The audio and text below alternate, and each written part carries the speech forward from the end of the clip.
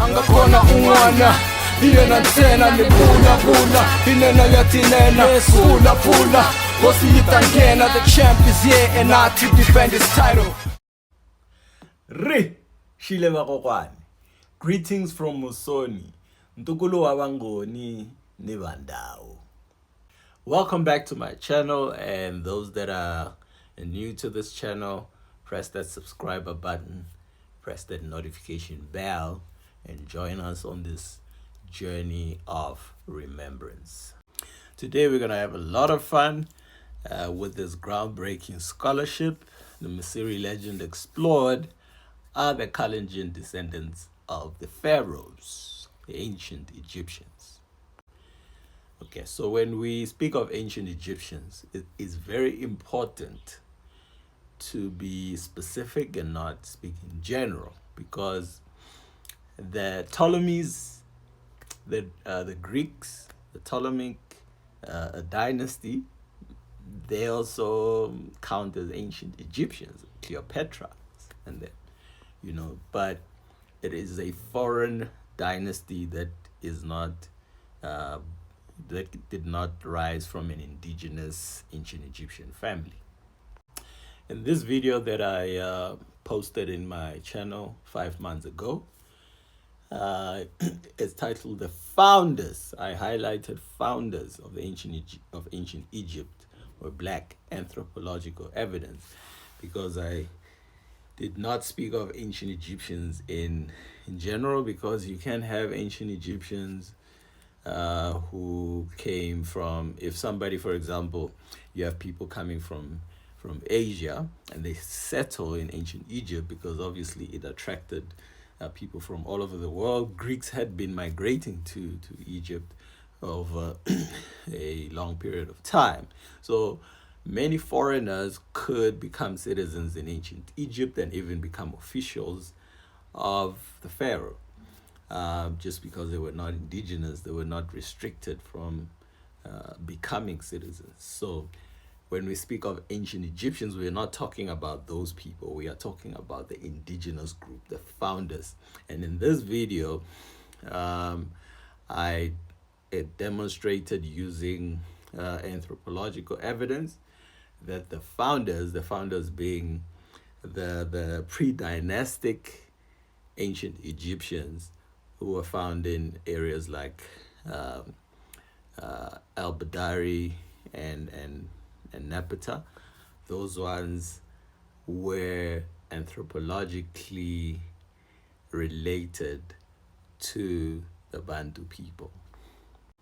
So this is why it's important to remove vagueness and be very specific when we talk about ancient Egyptians, because the other side, the trolls and the Eurocentrics, will bring pictures of many non-Bantu or non-Black ancient Egyptians and say, well, look at this one, look at that one. Yeah, you could have someone from Syria becoming an Egyptian.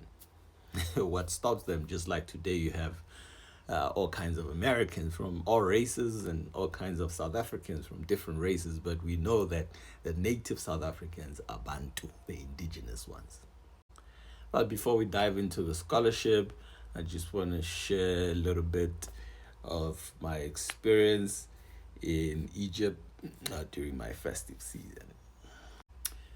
So this picture here is myself with the Egyptian brothers. This picture was taken at Elephantine Island in Aswan, and as you can see from the picture, you cannot tell us apart. You cannot tell who's South African and who's Egyptian. If you look at especially the two brothers, the one on my right in the picture with the cap, and the one directly behind me with the Black Power fist. These two brothers could walk through any neighborhood in South Africa, Soweto, Tembisa, Vosloorus,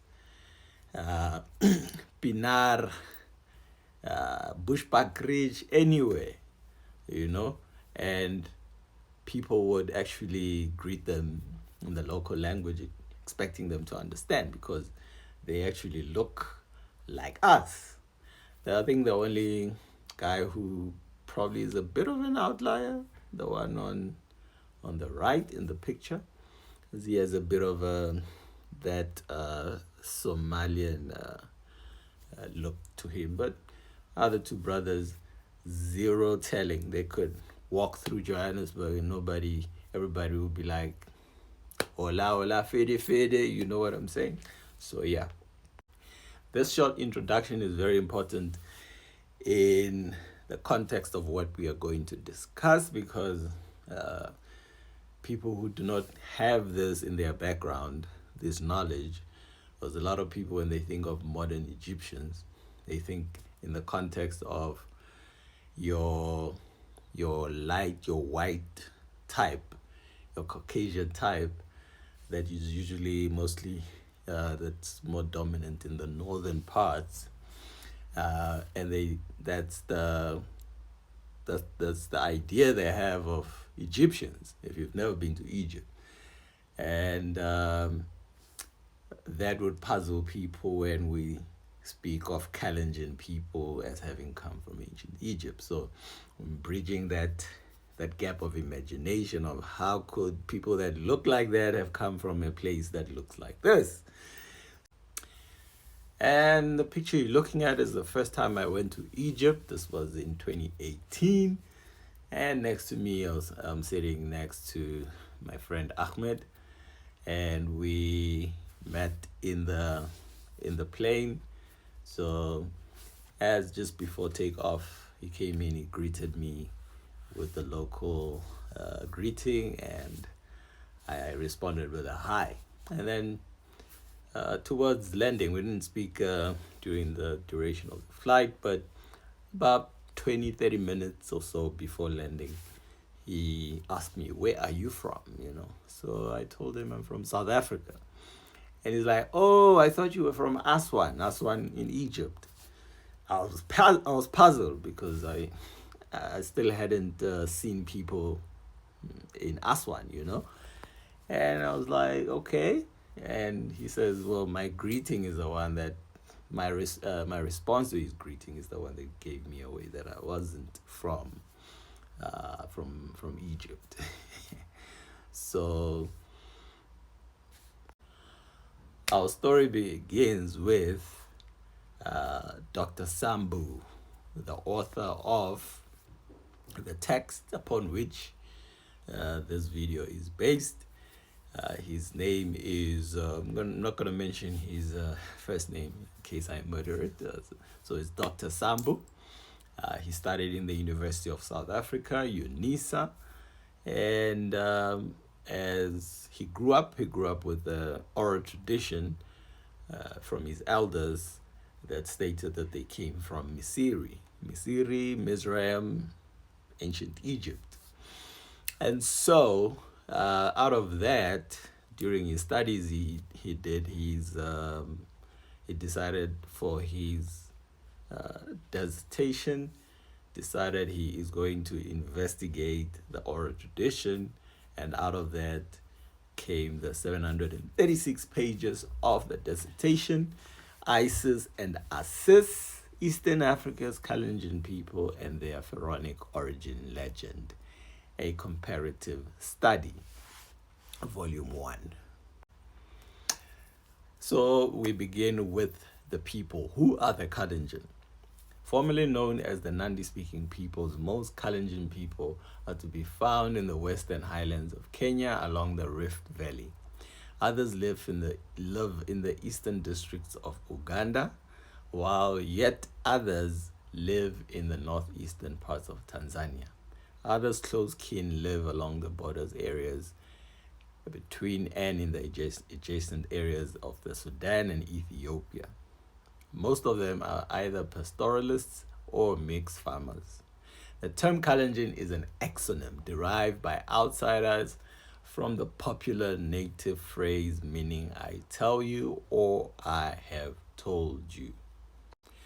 An exonym is basically a term referring to a group of people that has foreign origin. It is what other people call them, and not what they originally called themselves. That is an exonym. And now we turn to the endonym. The endonym is what the people call themselves. So the Kalenjin people call themselves the Sabini.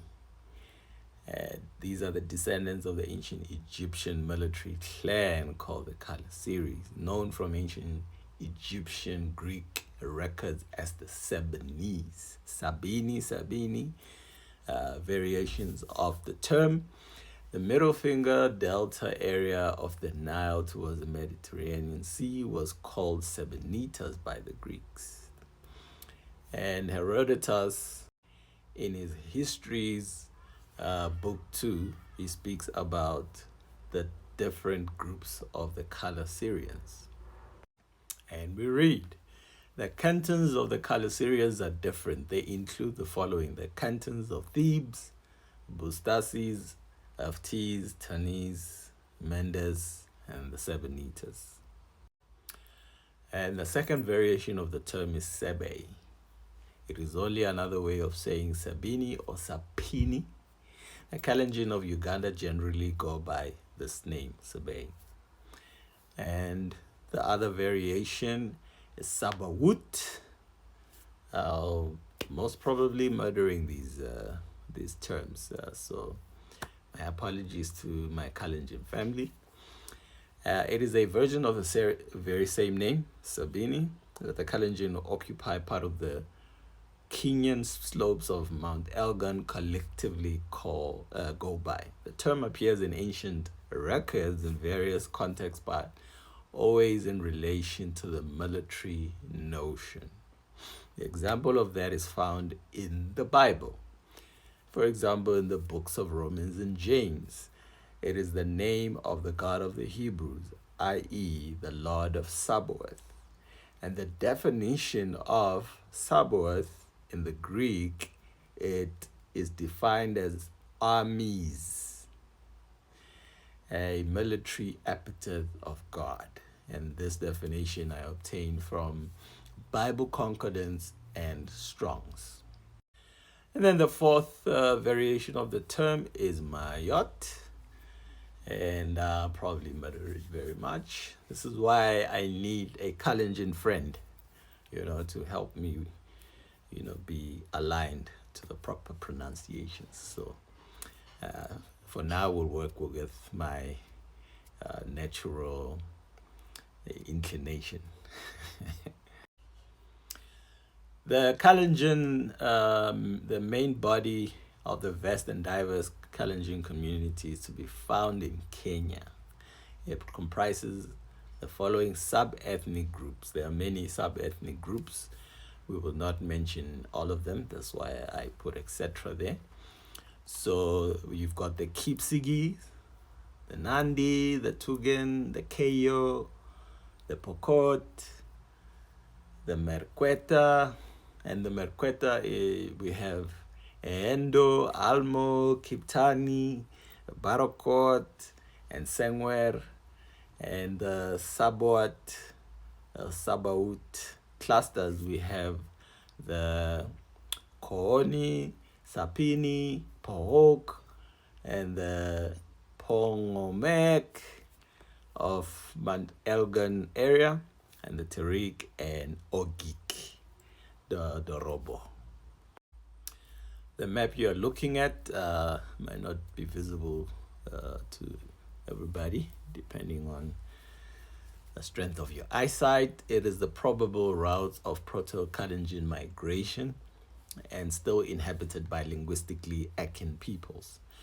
So for those that can see it, there are circles across the map, and these are the different groups of the Kalenjin people. But the migration here is indicated from the delta area of Egypt, and this takes us to our next discussion.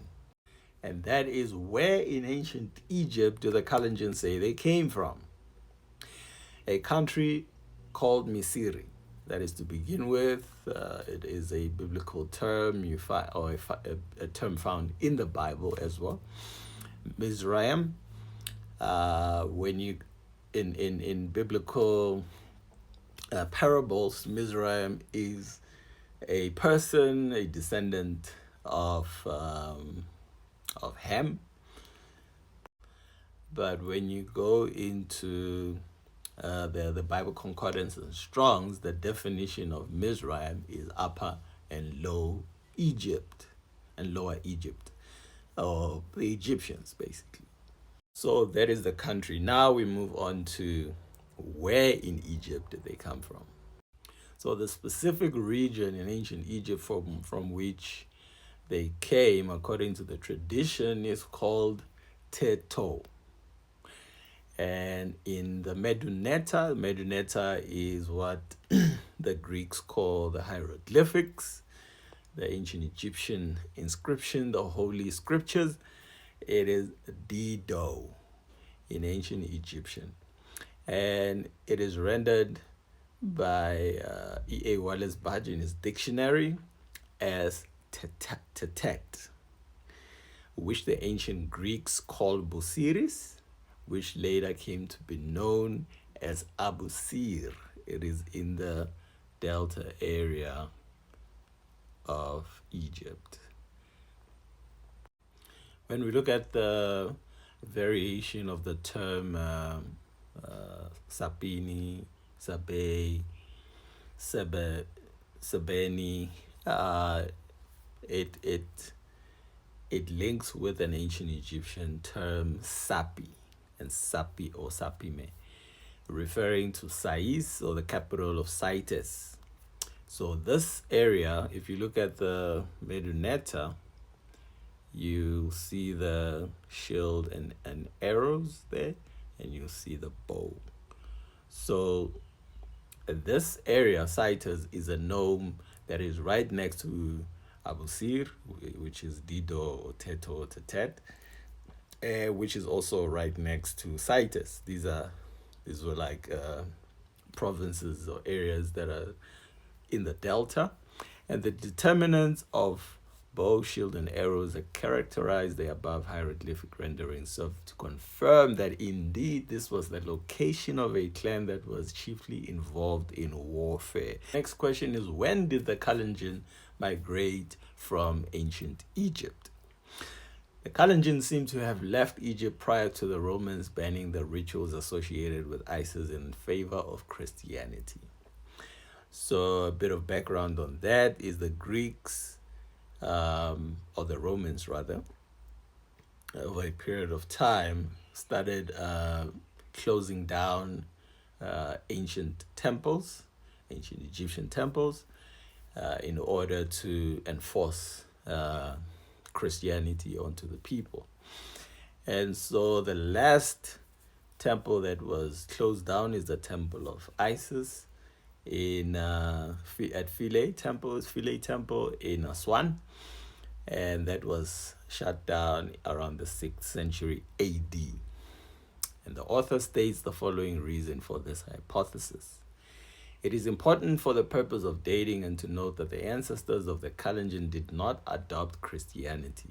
Neither did they abandon the rituals and social structures that were associated with the Isis kind of worship. Therefore, fixing the approximate date for the departure of the most significant batch of migrants at any point between the 7th century BC and 6th century AD, that is, having lived side by side and later under Greek and Greek-speaking Romans for just over 1,000 years, is feasible. So in the text, the author also there's a section where he goes into the Kalenjin vocabulary that is found in the Greek language. So it has Greek origin. And so if the Kalenjin that live in Kenya would have Greek words in their vocabulary, loan words, these ones, the question is, when did they come into contact with the Greeks? Because the Greeks never went to Kenya or any parts north of Kenya. The Greeks basically ended up in Egypt and never really went south. Another very interesting fact about the Kalenjin people, which, and this part is not from the book itself, it's from the 700 and something pages dissertation, which I mentioned in the beginning of the video. And it's this is about the ancient Egyptian military formation. If you look at the picture on the right, which I took at the Aswan Museum, you'll notice that the ancient Egyptian military formation were in files of 4. That was the order. The files of 4, as you can see in the picture. And that's your elite ancient Egyptian army. And the interesting factor then is how the Kalenjin people still have the same formation today. Let us read. This is a quote from the dissertation. It says the Kipkoeech sub-nation's army was always divided into 4 permanent and hereditary regiments, 4 being the most sacred number to the Kalenjin. So 4 is a sacred number to the Kalenjin. One of the things also in the dissertation that he mentions is that every 4 generation, an ancestor who had lived a worthy life, an exemplary life, comes back in the form of reincarnation in the next generation, or the babies being born. Other Kalenjin sub-nations followed differing arrangements from place to place along, although in their final poise for attack, once in enemy territory, their armies would also split into groups of 4 files. The leader of one of the 4 Kipkoeech military regiments was referred to as Kiptayat Ap Poriet, the regimental commander, while the grand commander of the 4 regiments was the Kiptayat Neu Nebu Parios Yek. The murdering. The grand commander of all the regiments.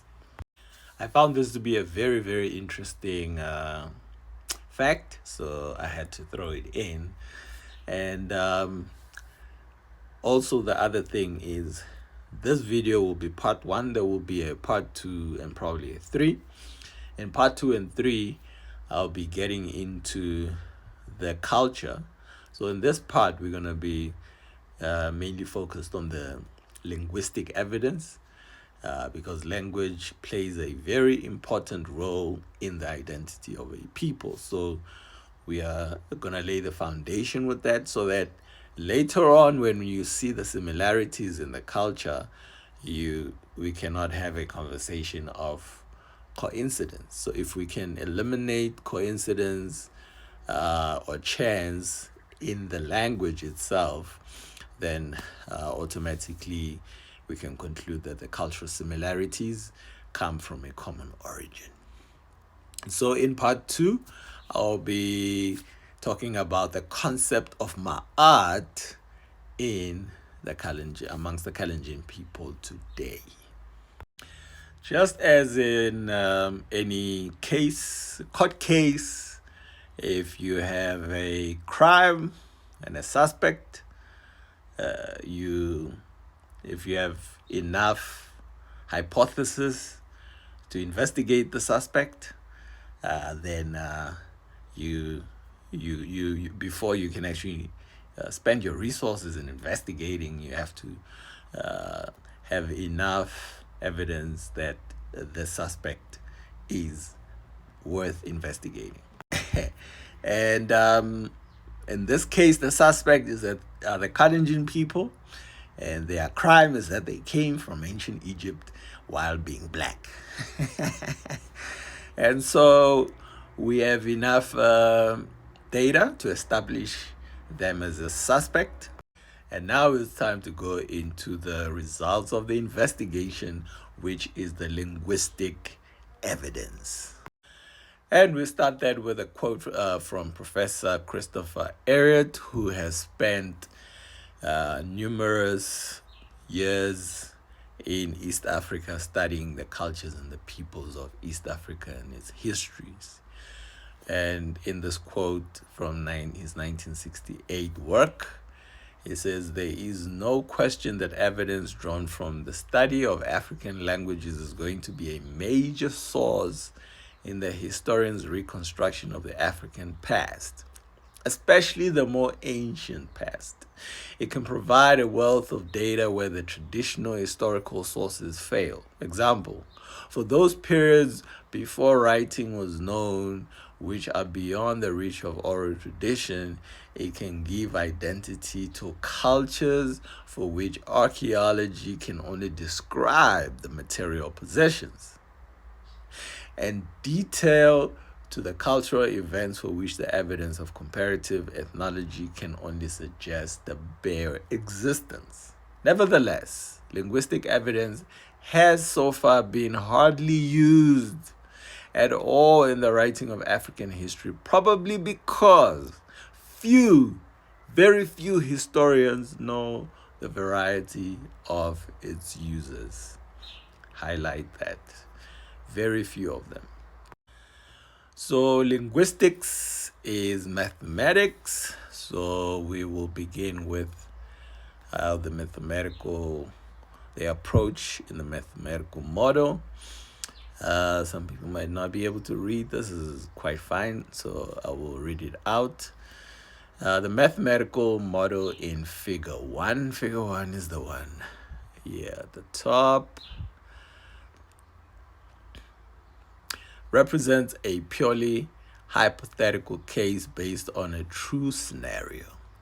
The figure shows the nature of the relationship between the ancient Egyptian language and the Kalenjin language based on basic word stock sharing as demonstrated in chapter 6. If every letter in this hypothetical case represented 1,000 words, then ancient Egyptian would have a stock of 32,000 words, while Kalenjin would have a stock of only 14,000 words because it is much shrunken. Out of Kalenjin's 14,000 imaginary stock, 12,000 would be known to and be derived from ancient Egyptian, while 2,000 would be unknown to the ancient Egyptian language because they would have been acquired later, either through invention or through borrowing from the southern languages. But Kalenjin in its present stage would have lost or would be unaware of at least 20,000 ancient Egyptian words because they were acquired or invented after departure and have just been lost to the Kalenjin through attrition and atrophy over great lengths of separation time. Scenario number 1 shows the relationship a priori, i.e. before the comparative study work, which is scenario 1 at the top. And scenario 2, number 2, shows the relationship a posteriori, i.e. after the comparative work is completed and a certain level and nature of relationship has been established. What this means is that every Kalenjin lexical item, for every Kalenjin lexical item, there is a theoretical 86% chance that it will be found in an ancient Egyptian or Coptic dictionary. But the converse is not true.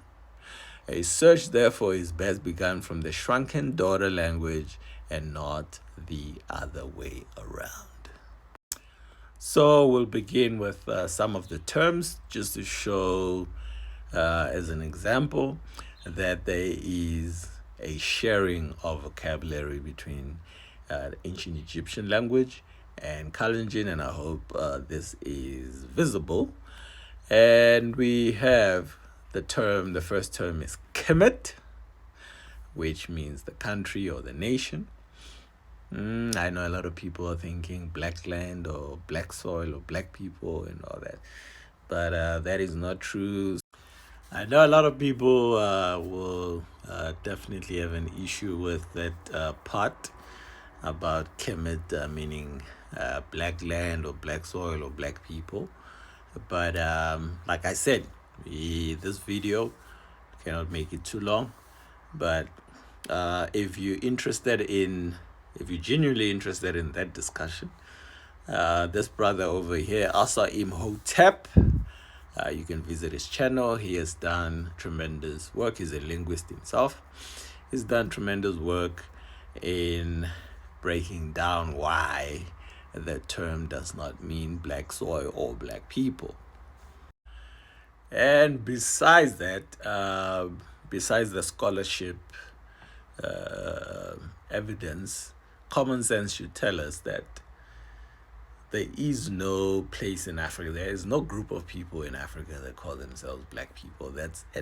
Like I said, it's an exonym. It's what people have called us. They've called us black people.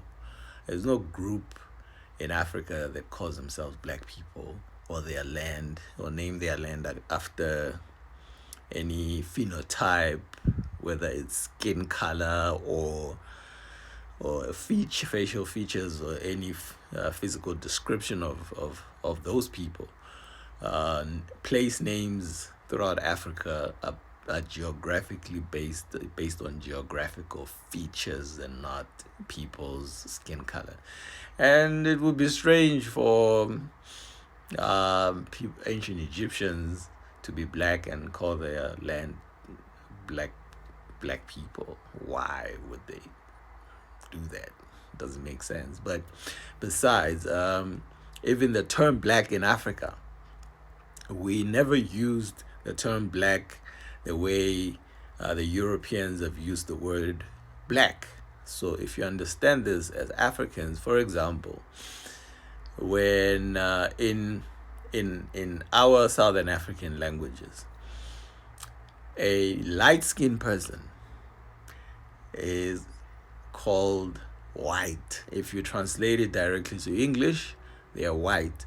A dark-skinned person is called black. I'll give you an example. For example, in the Sotho languages, a white house is called Ntlu Etshweu. So, Tshweu meaning white. And a light-skinned person is Ola Omutshweu. And it means white. But when we say it, we're not thinking white in terms of how Europeans have defined the term. The same in isiZulu. The word white is mhlophe, and so a white house would be indlu emhlophe, and a light-skinned person, that the light-skinned brother or the light-skinned sibling, they would say lo mhlophe. So even in the way that Africans use the term black and white referring to people is completely unrelated to how Europeans use it. So why the ancient Egyptians would not have been black? I'm not black, so like I'm brown, so why would they call their land black? Yes, you do have black people. And generally in Africa, the word referring to people as black is also an exonym. It's other Africans calling people who are darker than them black. And the darker ones calling people lighter than them white or mhlophe. So it's very different to how Europeans use the term black and white. So yeah, it has nothing to do with race, and we've never had that race concept. So people need to transition from this Eurocentric terms, and in order to understand history and not look at it in the eyes of Europeans. But then I think we've spend too much time talking about this. So if you are you have a bone to pick, go into that work by Brother Asaim Hotep and engage it, and then you can have a better understanding of what the term means. And also the other thing is the ancient Egyptians didn't use vowels in their writing, so the word KMT, Kemet, has many meanings, and the only way you would know which meaning it is, you look at the determinative, and the determinative of the word black, if it is not there in the name Kemet, the place name Kemet, it's not there. So so in Kalenjin, Kemet is Emiet or Emet, Kemet, Emet. And then we have the word Kenti. So you'll excuse my Meduneta. I did this on Excel. I couldn't figure out how to put, so they are not positioned correctly. For example, with the word Kemet, I just place everything in a straight line. Some of the determinatives would be above the other. So that's my apology there, not to confuse people. So just bear that in mind. I'll probably figure it out in the future and then get it right. So because I had to copy each one individually to make up the term. So we have the number 2, we have Kenti, Khenti, and that is the leader of the fight. That means the leader of the fight in the Meduneta. And Kalenjin is Kantoi. It means leaders, those in front. The ancient in number 3, we have the Meduneta Pauta, and that means of the beginning. And in Kalenjin is Puta. So we have Pauta and we have Puta. Bearing in mind also that the vowels in the Meduneta are an improvisation. Therefore, most probably the Kalenjin is because the Kalenjin vowels and pronunciations are not an improvisation. The ancient Egyptian should probably sound more closer to what the Kalenjin use today. Then number 4, we have Taneta, which means God's land. And we have in Kalenjin Alternatoror, and that means the high or exalted place. You can see the words are very quite the same. And then the word number 5, we have Dido, the one that we had mentioned earlier, the area of their origin in ancient Egypt, and this means Busiris, which in Kalenjin is Tito. And I've said that Baj in his dictionary also renders it as Tetet, Teto, Tetet, Dido, same thing. And then we have in number 6, in the ancient Egyptian, we have Kenemu, and that means to join, to unite, to mold. And in Kalenjin, it's Kinam, to hold, to mold with. Same word, same meaning. In the Kalenjin, Kinam is also to mold with clay, to join together. And the Kalenjin word kinam, which means to mold with clay, is exactly the same word as the ancient Egyptian deity, or the exact same name for the ancient Egyptian Neteru, called Khnum. And in this picture that I took at Philae Temple, Khnum is forming men out of clay. As we can see, there's just too much coincidence for this suspect to be innocent, but not be guilty of coming from ancient Egypt and being black. We're about to find out, indeed, that the suspect is most probably guilty. So, as I said, I took this picture at Philae Temple, the temple of Isis, or Set, and you can see the deity Khnum sitting on the throne, and you can see man on the potter's wheel. He is forming man out of clay.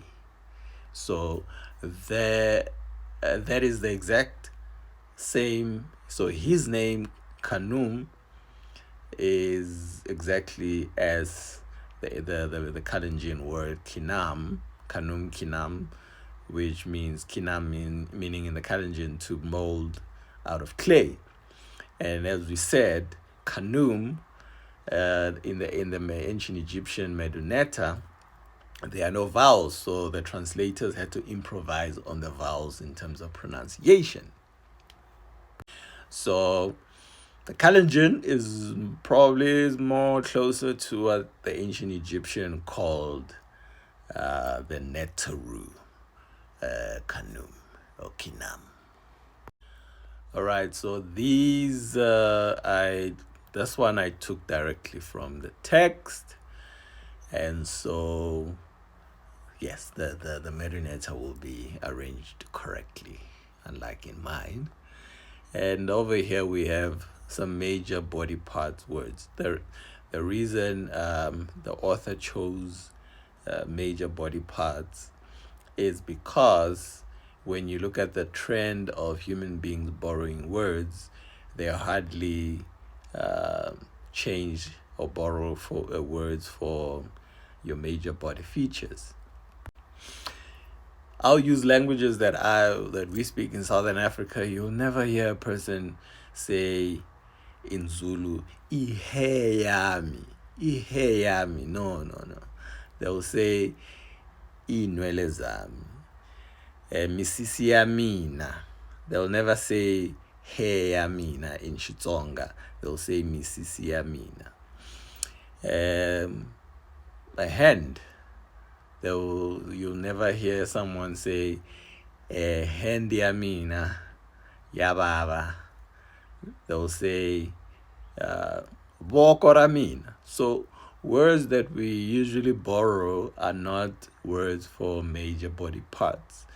It's usually, I think, technological words are more likely things that we would borrow and abandon our indigenous words and completely forget about them and actually use the borrowed word as if we never had it. Like, for example, for things like windows, tables, those are more technological words. We use, as Southern Africans, we use the colonial borrowing. Like the window is vestere, which comes from the Afrikaans venster, and so on and so on. And so when you see here, the word for hair in ancient Egyptian is suma, and in Kalenjin is sume. And in the Coptic, we have the word for skull as moti, and in Kalenjin as met, which is basically the word for head. So skull and head is the same thing. And then the word for hand in the ancient Egyptian is e, and the word for hand or the hand in Kalenjin is a, or wood. So a and a, same word.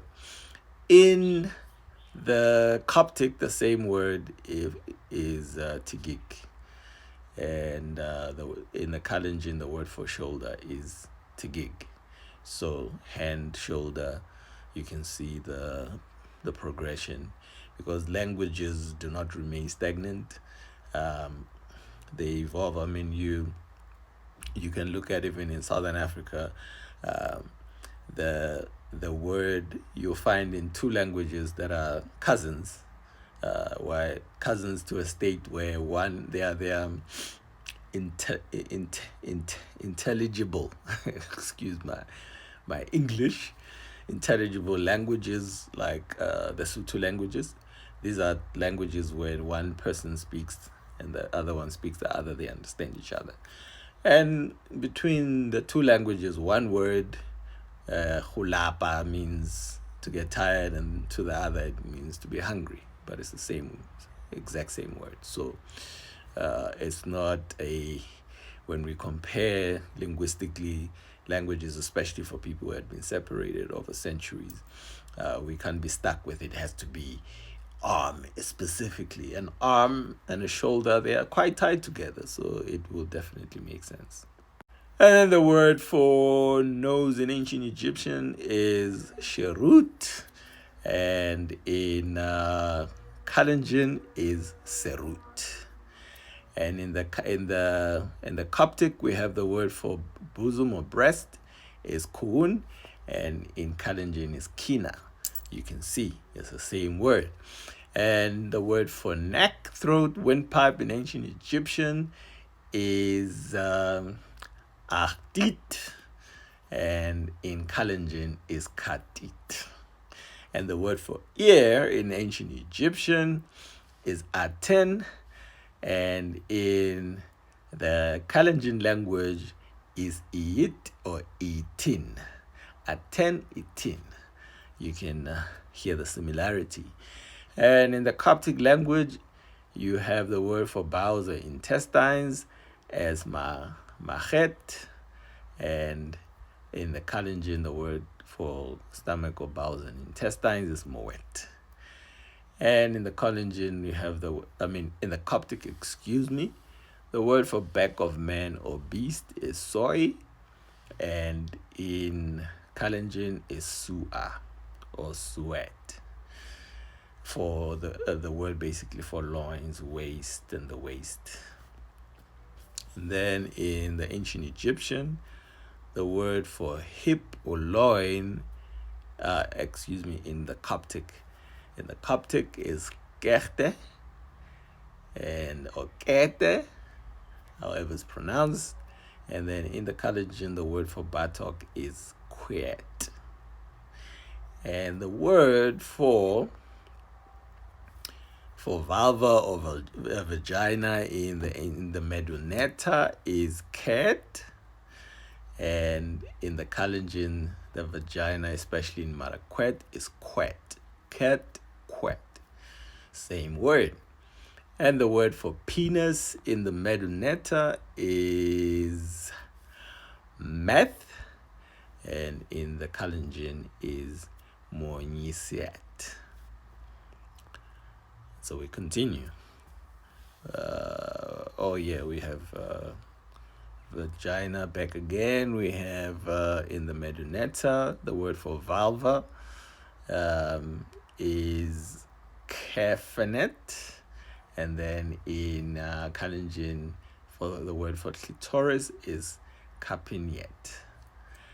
And we have the word for foreleg, thigh, in the Medunetta is kupes, and in the Kalenjin as kupes, the word for thigh.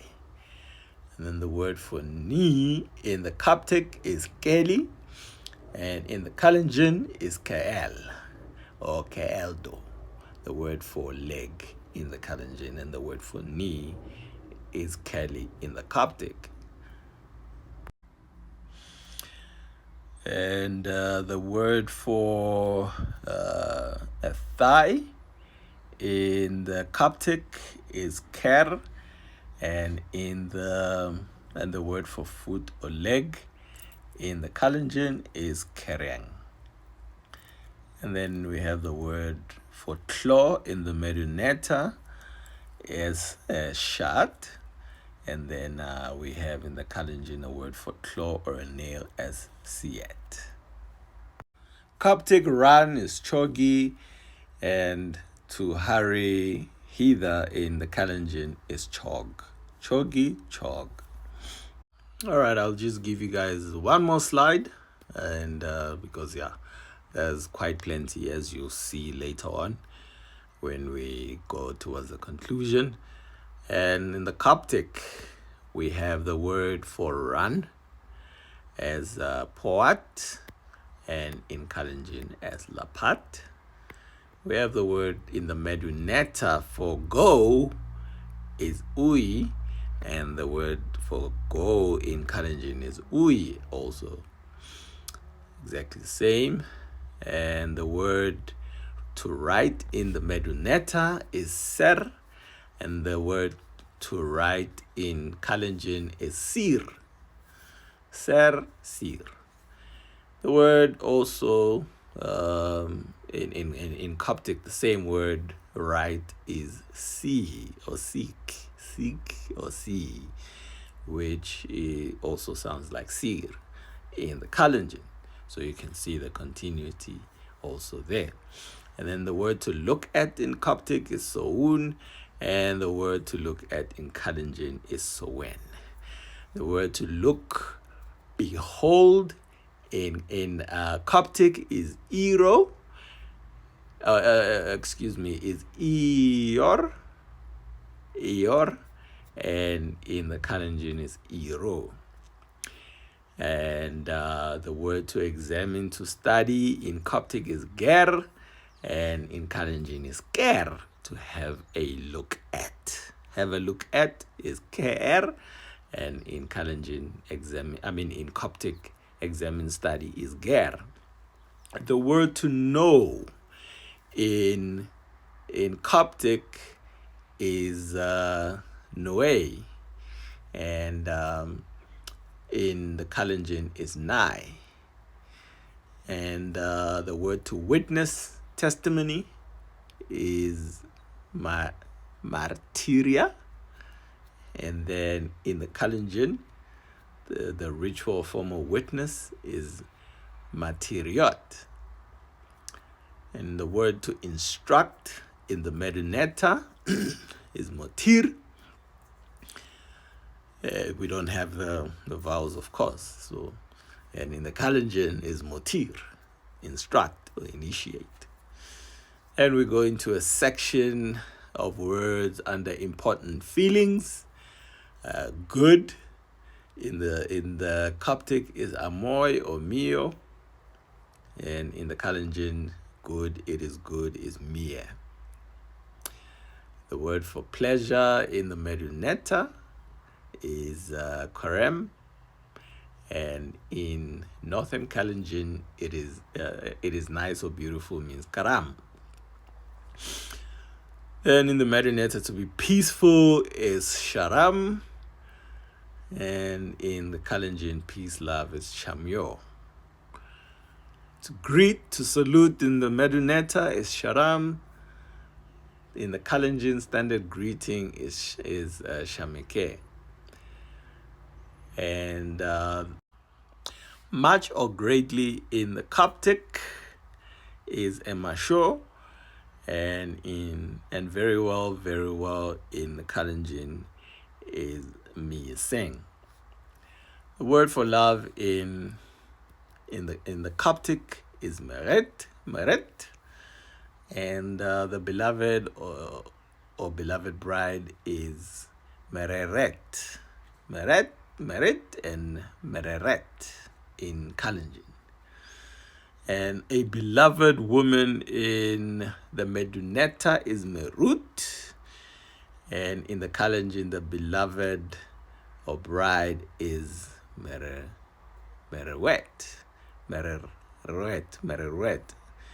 merut in the Medunetta. So you can see this relation. The words all have the same root, and in a lot of the cases they sound just the same.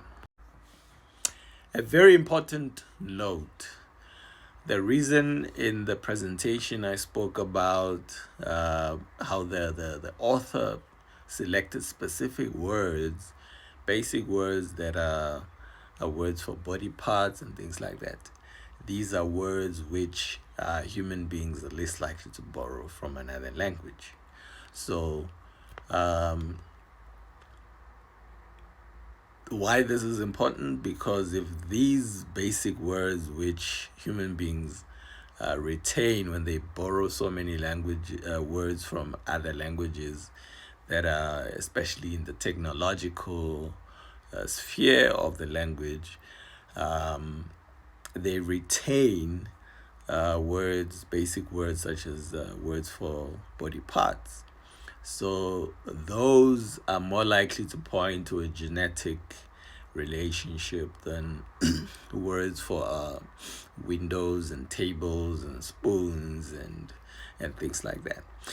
And this is what people who claim that Kiswahili is not a Bantu language because it has a lot of Arabic say. They don't understand these principles. I mean, every African language today contains multiple borrowed words from its colonial language, So I could give multiple examples. Within Southern Africa, there's a lot of words that we use on a daily, which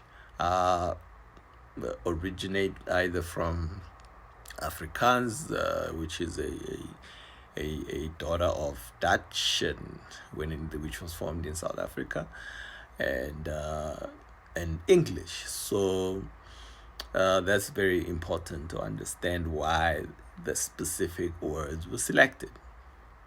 Let's continue. On establishing a genetic relationship, genetic classification, a comparative linguistic exercise. There are several approaches to linguistic comparisons. Historical linguistics and the related field of comparative historical studies, as we have pointed out, aim at finding a common genetic background for all groups of languages. Typological linguistics refers to a field of comparative linguistics where languages are grouped together on the basis of the features that they share.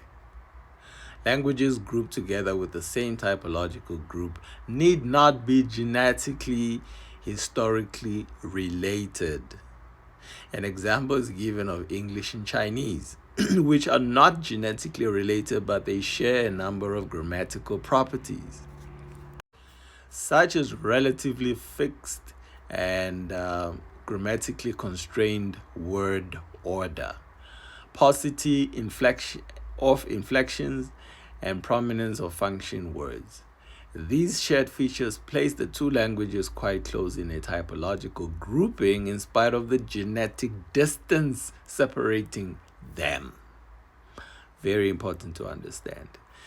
To establish relationships among languages is to study their genealogy and classify them genetically.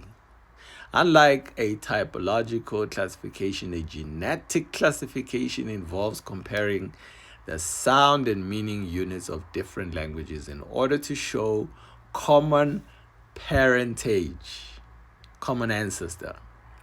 Like family resemblances among people, shared genetic resemblances among related languages do not depend on where the languages are spoken or when they existed.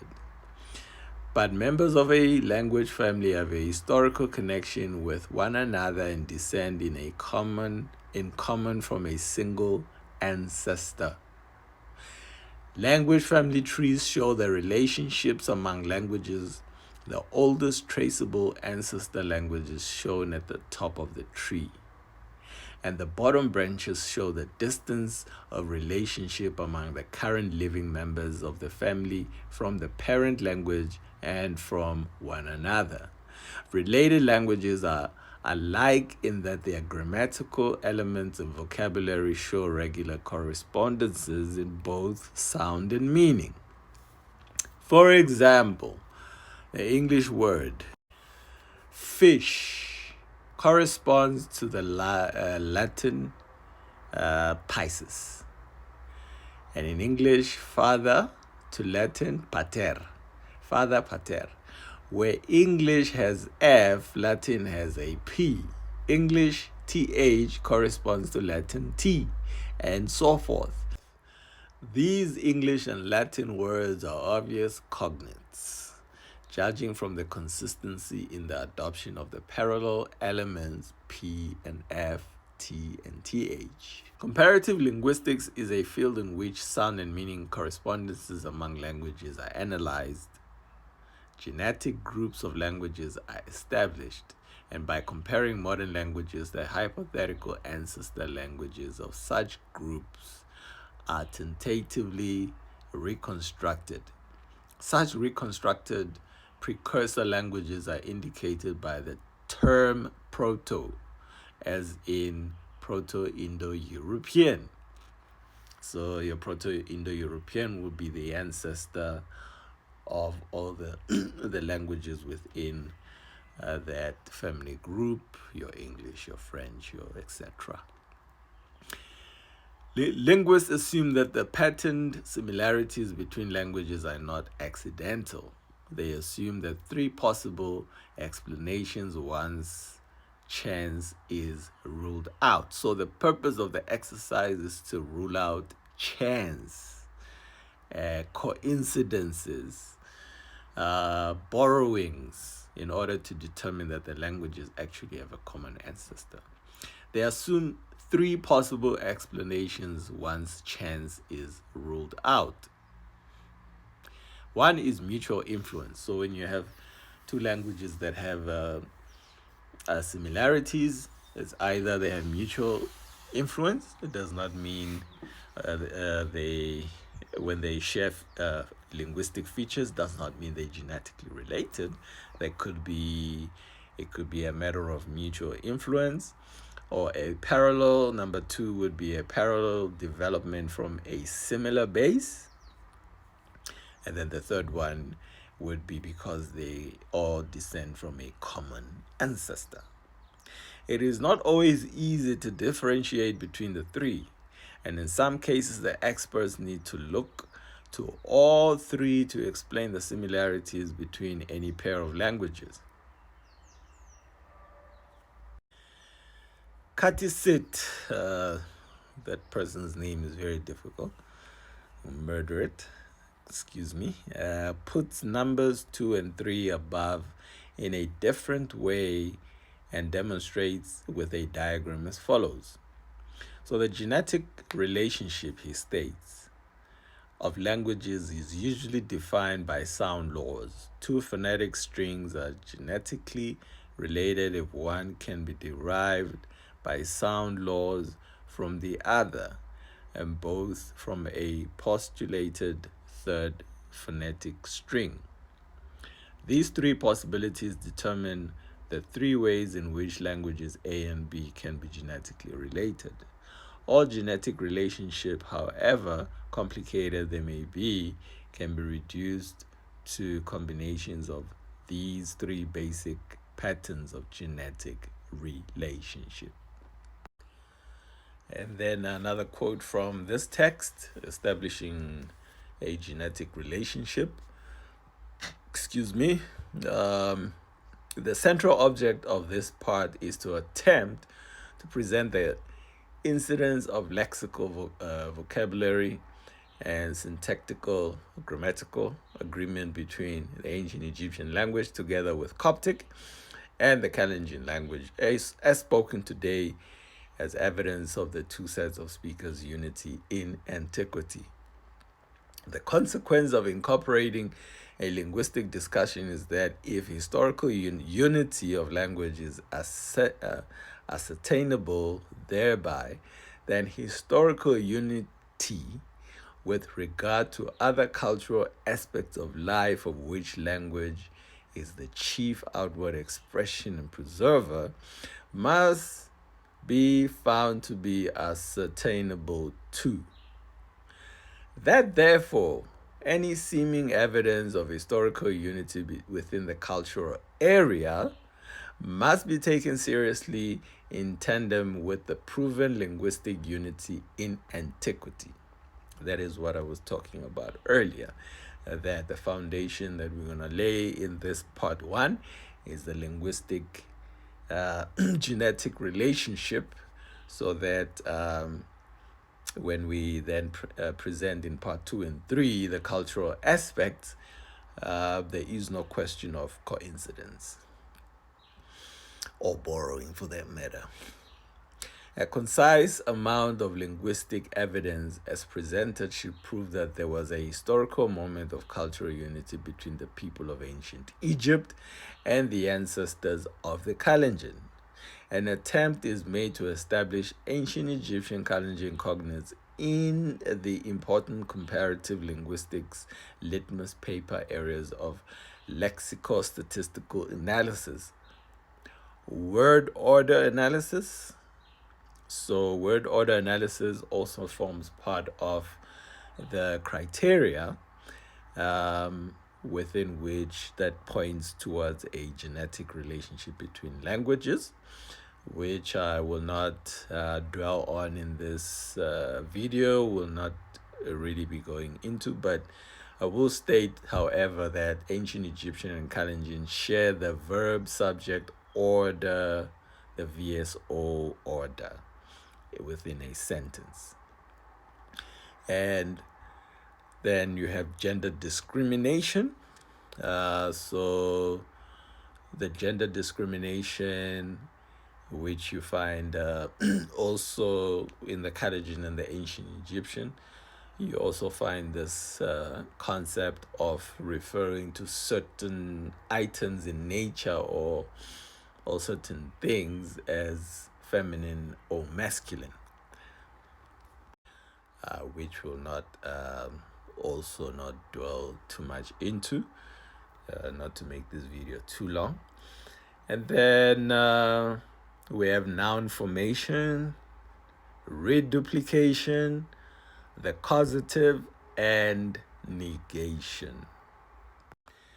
And then back to the table that I put together. So if you see the order of the marionetta, not in a straight line instead of some of the determinatives being above, below, and so on. You'll excuse me once again. But now we're going to discuss some of those, some of the criteria that are required to point to a genetic relationship, and one of them is noun formation. So noun formation, how that works is how a word is formed from primary nouns, from verbs, from adjectives to form nouns. So nouns are formed from primary nouns, from verbs and adjectives. So that progression, we're going to demonstrate that it is the same progression of word development, of vocabulary development, both in ancient Egyptian and in Kalenjin. So, for example, we look at the word for eat in the Medunetta, which is and in the Kalenjin is exactly the same word, which is It's a verb. We see how this verb turns into a noun in the ancient Egyptian. It becomes amet. That is the word for food. From eat we get food. From we get amet, we get food, and from the exact same thing in the Kalenjin, from eat we get amit, food. Then the noun is developed from the verb. And that noun or primary noun then develops into a secondary noun, if we may put it that way. And we have the word misiet for evening meal. And then we have in the Medunetta, and then we have amisiet in Kalenjin. Misiet to amisiet. Remember, the vowels in the Medunetta were not there, so the A might have been there, but in the improvision, the A was not included. The word be ill, MN in the Medunetta, Mian in Kalenjin, might as well be Mian in the Medunetta since we don't know the vowels. And we have sickness. It develops it develops into a noun, into Menet, sickness, disease in the Medunetta, and Mianet, the state of being sick in Kalenjin. Menet, Mianet, and in the word for painful, painfully, irksome, wretched, etc. KSN in the Medunetta reads as Kisanei. In the Kalenjin, KSN might as well be Kisanei. So in the Kalenjin singular, the singular secondary nouns are formed by affixing the T grammatical suffix as follows. So, example, to a noun in its primary form, example, KO or ko for house as a primary noun, then becomes kot, a house, or the house as a secondary noun. So, and kisane is a primary noun form of the word kisaneto. So now we look at the word for trouble or misfortune in the Medunetta is KSNT. And the Kalenjin, the same word is kisoneto, so the KSNT might as well be kisoneto. That is a formation from a primary noun to a secondary noun. So we've seen how from a verb to a noun and a primary noun to a secondary noun. Now, the next one is the word for sheep. In the Medunetta is SR, Ser, and then in the Kalenjin is Kashir. That's a primary noun. That primary noun transforms in the Medunetta. A particular ship is Serit, and a sheep in the Kalenjin becomes a secondary noun as Kashiret. Siret in the Medunetta, Siret in Medunetta, Kashiret in the Kalenjin. So that's from a primary noun to a secondary noun. Now the last example we're going to look at is how a noun is formed from an adjective being a descriptive word.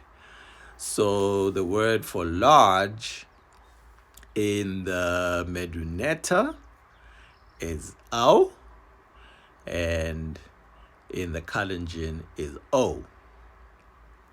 And then we have that transforming into a noun, largeness, as aut, and in the Kalenjin is to o into. So that might be the Kalenjin pronunciation might be a better preview into how the Medunetta should be pronounced. So we can see that on both languages, it is the T suffix being added to the primary noun or the verb or the adjective to form a noun. So you have the noun, the primary noun, the verb, and the adjective as a word, which transforms into a noun in both languages by just adding a T. That in it of itself cannot be a coincidence. Now the next concept we're going to look at is reduplication. So a reduplication is when a word is doubled somehow, like from like koi and koi. Yeah. So we look at the Medunetta. The word for cut is tem, and the word for cut for Kalenjin is also tem. And that word in the Medunetta it reduplicates as tem, which means to wet or to sharpen, to cut. And then in the Kalenjin, the reduplication of tem is tem. So the difference is in between you have the a. So it could be the same thing in the Medunetta as the vowels were omitted in the Medunetta. And that means to cut severally or extensively, but not too deep. And then we have the word to be behind someone or something, to follow, to retreat in the Medunetta is ket. And and to drive cattle, because you drive cattle from behind, so to be behind someone. So in the Kalenjin is also ket. And the reduplication in the Medunetta, ket means to march after or follow. And then in the Kalenjin, ket is driving animals or vehicle severally with little by way of order or purpose. So when you drive animals, you actually follow them from behind. You drive them from behind. And then we have the word pet, which is in the Medunetta, the simplex is unknown, the simplex being the one word, and the simplex in the Kalenjin is pet, which means splitting into chunks that are relatively larger or fewer. In the Medunetta, the reduplicated word pet is to crush, and in the Kalenjin is pet or pet. It implies that the victim is to be split or crushed into several tiny little beats. Then the last example in this section of reduplication is the word ask. It's nd or ned, ned. And in Kalenjin, is the word for teach is net.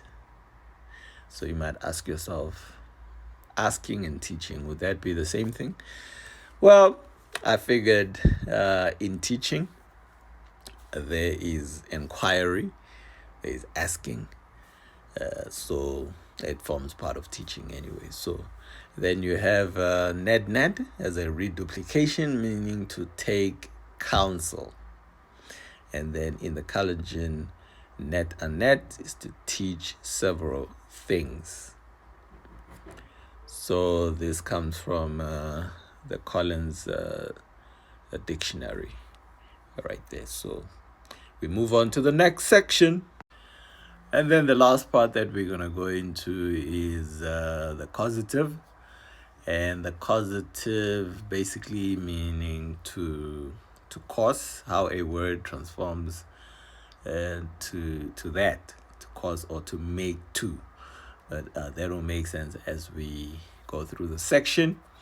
And that happens by adding the S at the prefix for ancient Egyptian and adding an S at the suffix for Kalenjin to get the same effect. So the first word we're going to look at is the word men in the Medunetta, which means to remain, and men in the Kalenjin, meaning to live in, to be established in a place. In the Medunetta, man turns into a causative when you add the S at the prefix, which is seman, and it means make, to remain, establish. And then in the Kalenjin is mangsi, to make. In the Kalenjin, mangsi, make, live in a place. It starts with a minus sign at the beginning of the word. So because I was using Excel to put these together, so I had to put it in bracket because Excel thinks it's a formula, and so it just messes it up. Anyway, so to be in peace in the Medunetta, happily or rest, it's hetep. And then in the Medunetta, in the Kalenjin, to sit on or stay or remain is tep. And we add s in the prefix for the Medunetta to the word sehetep. We get the word that means make at peace, pacify, or to unite with. And then in the Kalenjin is tepsi, which means to make, sit on top or off, make, stay. And then we have in the Medunetta the word to be pregnant or to conceive as auri. And then in the Medunetta, to conceive of cattle, sheep, goats only as a ri. So auri, ri. And by adding the s prefix, we get the si auri, and that is to make pregnant. And by adding the s suffix, we get the same effect in the Kalenjin, which means to make, to conceive of animals. And the final example in this section is to conclude in the Medunetta is aruk, and in the Kalenjin is rock. It means be completed, concluded, etc. And when we add the s prefix in the Medunetta, it's searuk, is to make an end of or to finish. And in the Medunetta, we add the s at the suffix ruksi. We get the meaning to bring to an end, to bring to conclusion, to complete, to finish. And then the last concept within this, the requirement for a genetic relationship is the term negation. In English, not, do not. By adding m at the beginning of a phrase or sentence in ancient Egyptian, Copt, or Kalenjin, you put the m in the beginning as a form of negation. So we have obviously the word meaning to eat in both Kalenjin and ancient Egyptian. So what we have here is not you eat me. So that is we put it in the word formation. The word order that we spoke about earlier, not you eat me, it's the same word formation in Kalenjin. Not you eat me basically means do not eat me if you put it in the word order, in the English word order. And in the Medunetta, that would be ama, and in the Kalenjin would be me ama. ama in the Medunetta, me ama in the Kalenjin. So the criteria that we've mentioned is fulfilled between the two languages of the Kalenjin and the ancient Egyptian, using Coptic as well. And so, in conclusion, a key part of the exercise employed at least 200 ancient Egyptian or Coptic Kalenjin lexical items of the basic and of the cultural nature, arranged in two respective disciplined scientific ways that have been prescribed by linguists for the determination of genetic relationships or otherwise between languages. One list constitutes a lexico-statistical table that analyzes comparatively the basic words of language, this being an established tertium comparisons that linguists use for determining genetic relationships between languages. The other being a list of major cultural and basic words that are arranged in semantic domains, i.e., in groups that are governed by ranges of similar meanings. This being an exercise whose main purpose is to eliminate the element of mere coincidence or fortuitous chance. And an important note to make, that 200 are a part of a collection of over 1,000 ancient Egyptian Coptic Kalenjin cognate pairs in the possession of the author, which were not fully included in the text. So he only used a portion of it, a very small portion of it, which is also very sufficient to prove beyond any reasonable doubt that these languages are genetically related. All these grammatical areas of convergence are within the many and varied tertia comparationis, whose minimum fulfillment is demanded by the linguistics discipline if one were to reach a conclusion that two languages had a genetic relationship. Needless to say, what we have ended up with as cognates are too many to owe it to fortuitous chance. The end. Now, this exercise cannot be duplicated with any Semitic languages or with Arabic. Like a lot of people would come out and say, there's Arabic is related to ancient Egyptian. No, it's not. And those are typological methods. There is no genetic relationship. They can share, two languages can share many loan words, just like Kiswahili shares multiple words with Arabic, or rather the Kiswahili language contains a lot of Arabic words. Does not necessarily mean they are genetically related, but it points to an influence that we spoke about. Three reasons why languages might share vocabulary: a mutual influence, or the second one being a developing from a parallel development from a similar base, and then the third one being a genetic, or having come from a common ancestor. So ancient Egyptian cannot share a common ancestor with Semitic languages. It's not possible to follow the same methods and demonstrate what we have shown in this exercise with Semitic languages.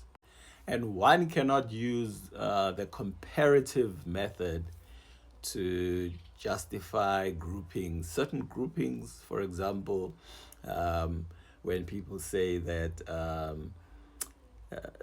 for example, Afro-Asiatic, you cannot have a language having two ancestors, and a language can only have one ancestor. One mother can only come from one womb, not two wombs. So the only justifiable Afro-Asiatic term is if a language is spoken in two regions and it's one language. It's not two. You don't have a language in Asia and a language in Africa that are not the same language but they are related. That doesn't happen unless it's a migration. The language came from Africa. For example, with the Sumerian language, this text by Reverend W. Wenger, it's called a Comparative Lexical Study of Sumerian and Two. It is a text published in 1935. It breaks down the relationship to the genetic relationship between Sumerian and Bantu languages, and another one, a more recent text by Hermel Hemstein. It is titled Black Sumer, the African Origins of Civilization. And when using the comparative method, Sumerian has been proven to be a Bantu language when following the comparative method, not the other methods. So that is the key to forming genetic relationships, not just any form of relationships. Of course, Arabic will be related to ancient Egyptian through some kind of contact, but it is not a genetic relationship. The word formation is not the same, and various other things that we've looked at in the exercise. So, ladies and gentlemen, brothers and sisters, friends and enemies, salute Malcolm X for that line. So that concludes the summary of the work, proving beyond any reasonable doubt that the Kalenjin people originated from ancient Egypt. They were not in ancient Egypt as slaves, as we can see that their language and the Meduneta come from a common ancestor. So if they were slaves, then their language would not have come from a common ancestor. It would have been more like a borrowing of some sort. So the language they still speak today is a dialect, if we may put it that way. It is an ancient Egyptian dialect. And so this concludes part 1 of this series of the Misiri Legend Explored. Are the Kalenjin people descendants of the ancient Egyptians? And the answer is yes. Beyond any reasonable doubt, these suspects are guilty for having come from ancient Egypt, having been descendants of ancient Egyptians while they are black. And so the next part 2, will go into the concept of ma'at in the Kalenjin language, or in the Kalenjin culture today, and part 3 also into other cultural aspects that are identical to the ancient Egyptian cultural aspects. That's it from me, Musoni Ntukulu Wabangonini Bandawu. Peace and Bantu power. And don't forget to like the video, share, subscribe, press that notification button. Do what's necessary to share the love and share the knowledge with everybody. And for that, I'm going to give you guys a little bonus clip to this video. Enjoy it. And here you see the inscription, a match between these 4 brothers. You can see the Meduneta that says Ramech. And the term Ramech basically means people. So it was the ethnic name of the ancient Egyptians as the indigenous people. So when they call themselves Ramech, what does that mean? They call themselves the people. Just like we call ourselves Bantu. And Bantu means people in general, but when we say Bantu, we are specifically referring to ourselves, those who practice Isintu. That's it, isiZulu. Here you see it at a better angle. This is the Table of Nations, and here you see the representation of the ancient Egyptians called the Ramech. As you can see, This is the common look of what most people would call Nubian, but the writing tells us that they are not. They're actually. The second image that you are looking at right now is from the Table of Nations as well, from the tomb of Ramesu, or aka Ramesses the third. And in this particular section, you can see the same hieroglyphics, the Ramach spelled out. And if you look at the brothers, they are black. They are displayed in a manner that usually these trolls would identify as Nubian. Also looking at the clothing that they wear.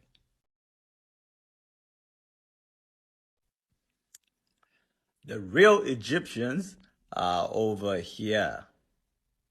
So below me, you'll see the Medunetta, or the hieroglyph for the same Egyptian ethnic name, what they call themselves, identified as, and that is the Ramach. And you'll notice that the Egyptian and the so-called Nubian at sea has different ethnic names. However, the two belong to the same race. Ramach, and then these are the other nation. And then we have, once again, the Ramach. Actually, those are not the Ramach. They are actually Africans south of the land of Kimin. But you get my point. You can't tell the difference. They are actually identical. They are so identical, most people wouldn't be able to tell what the differentiating factor was used between them. And then more foreigners.